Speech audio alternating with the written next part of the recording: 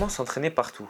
Édition prise de muscle. Quand j'ai commencé la musculation à 12 ans, j'avais déjà un peu de matériel. Je faisais chez moi avec une barre et 2 haltères. Vu que j'avais pas de banc ou quoi que ce soit, j'improvisais un peu pour le développer couché et d'autres choses. Mais j'ai vu des résultats assez vite. Déjà d'une part parce que j'étais jeune, mais aussi parce que je faisais régulièrement. Mais si j'avais pas ces haltères, qu'est-ce que j'aurais pu faire? Cette question, je me la pose déjà moi quand je suis en vacances, parce que j'ai pas de matériel et j'ai envie de m'entraîner quand même musculairement. Je sais que je peux aller courir, mais qu'est-ce que je peux faire d'autre? Et je pose aussi cette question pour mes amis qui veulent pas claquer de l'argent dans une salle de sport, même si ça peut être un investissement judicieux. Alors pour t'entraîner n'importe où, je vais te présenter deux formes d'entraînement, la calisthénie et l'entraînement au poids de corps. Les deux pouvant être suivis si tu es un sportif qui veut prendre de la masse ou un go muscu. Mais avant tout, on va devoir définir qu'est-ce que c'est la calisthénie et l'entraînement au poids de corps. Pour moi, la calisthénie, c'est tous les exercices de type traction, dips, où on s'appuie sur des barres ou d'autres choses. Alors que les exercices poids du corps, ça revient aux exercices de base comme les squats ou les fentes ou les pompes. Mais je vais vous proposer d'autres exercices et d'autres méthodes d'entraînement pour progresser sans matériel. Mais pour vous convaincre de suivre mon entraînement, je vais me baser sur une étude.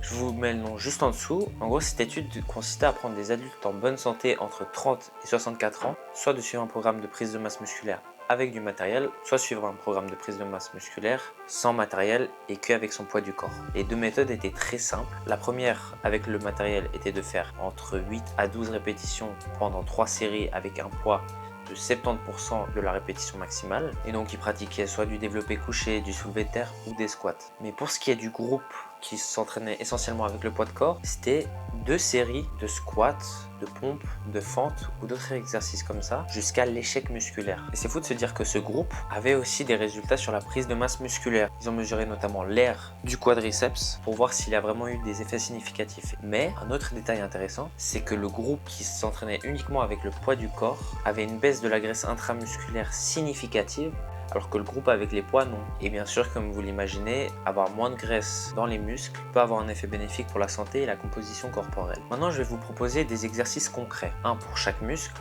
et ensuite vous pourrez programmer vous-même vos séances en vous basant soit sur l'échec musculaire, soit en accumulant du volume en calisthénie. Bien sûr, j'ai pas sorti d'études sur la calisthénie, mais je vais vous partager mon expérience personnelle sur cette pratique. Tout d'abord, pour les jambes, mon préféré est le single leg squat. Il suffit d'attraper un bord et d'essayer de faire un squat à une jambe. C'est un exercice assez compliqué en soi, surtout parce qu'on n'a pas la stabilité, d'où l'intérêt de se tenir à un rebord, mais il ne faut pas non plus profiter de ce rebord pour pousser avec son bras, et c'est là la difficulté. L'important, c'est de contrôler la descente, essayer de remonter uniquement avec sa jambe. Mais là, on a plus un focus quadriceps fessier, et l'un des exercices intéressants pour les ischios, ce serait le Nordic curl. C'est quand on te tient les pieds, tu essaies de descendre avec tes genoux et tout ton corps droit, et c'est basé sur pur excentrique, mais ça peut stimuler grandement ton ischio, seulement avec ton poids du corps et en improvisant un petit peu pour te bloquer les pieds, soit en demandant à quelqu'un, soit en te bloquant tout seul. Pour ce qui est des exercices du dos, j'ai deux propositions. La première au poids du corps, c'est de faire des tractions australiennes. Donc il faut un peu improviser, on peut s'accrocher à une table ou quelque chose comme ça. Comme toujours, pour chaque exercice, je vais te proposer de faire 2 séries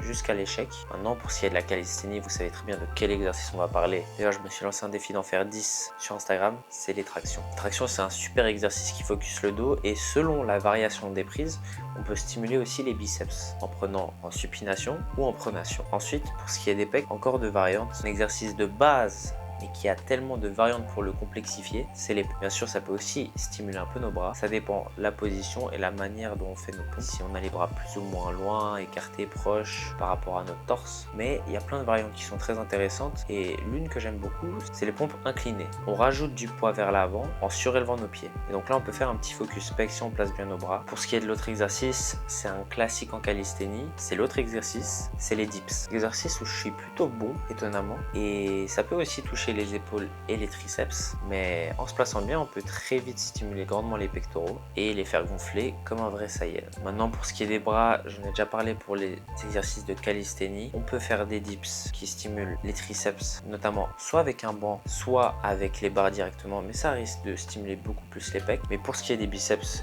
j'ai déjà parlé des tractions en supination qui sont très stimulantes pour les biceps, mais là ce sera l'improvisation totale, c'est de lester un sac en mettant par exemple des bouteilles d'eau ou autre et de faire un curl biceps.